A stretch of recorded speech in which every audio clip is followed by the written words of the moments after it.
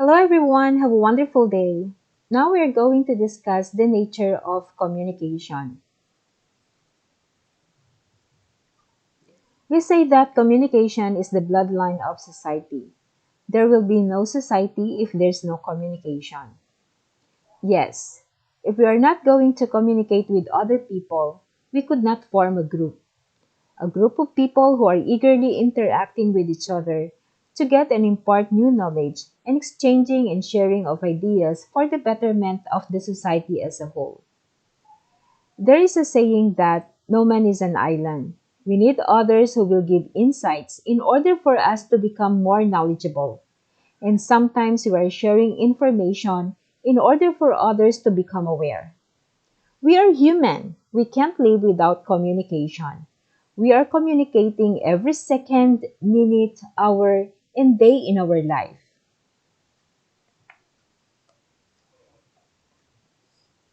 Even in the animal kingdom, communication is very vital to the animal survival.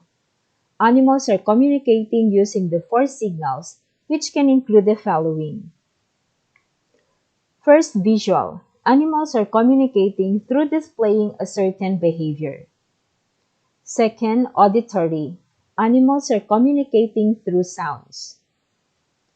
Third, tactile.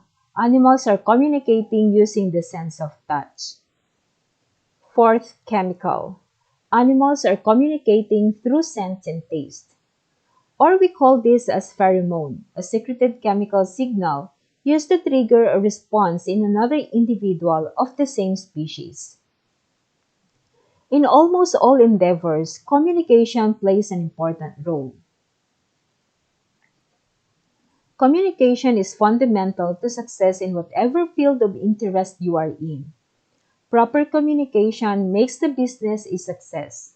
Your ability to say what you feel, express your ideas, persuade others to believe in you, and convince them to react or respond to you are all factors to a successful career. Note, all things being equal, a person who can effectively communicate usually has an edge. All of us have our dreams in life. We want to become successful in our chosen career. So, if we want to achieve our dream, we must see to it that we are proficient in communication because communication is very important in every field. Example, a sales manager using a persuasive language has to convince his sales force to perform beyond their quota and avail of the company's different promo offers.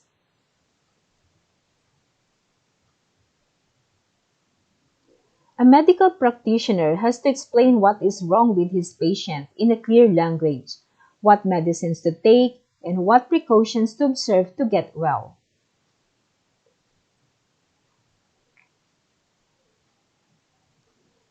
A teacher, the molder of minds, has to speak clearly to impart knowledge, inculcate values, and direct the students to become worthy citizens of the country.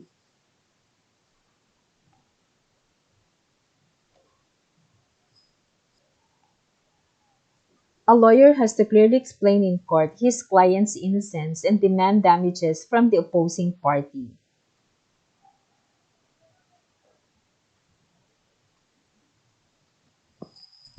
Diplomats from warring countries meet in quiet assembly halls to discuss their country's fate and how to best achieve peace throughout the world.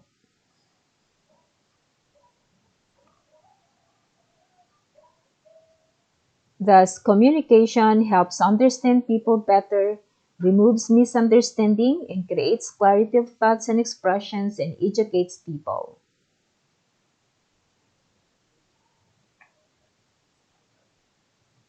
The communication may be written, oral, or electronic.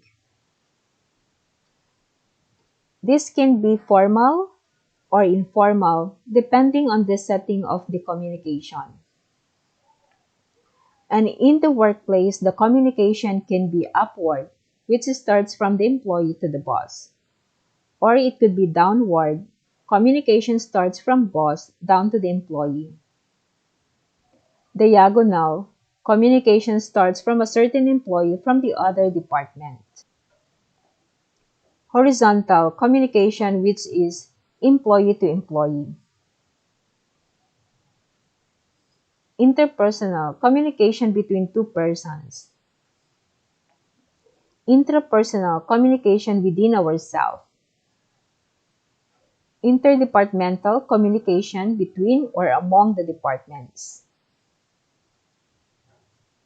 And intra-organizational, communication within the organization.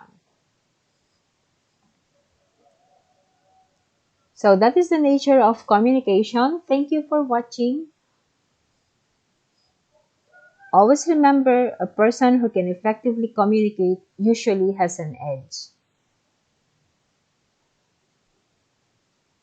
Don't forget to like, share, and subscribe. Click also the notification bell so that you will be notified for the next video.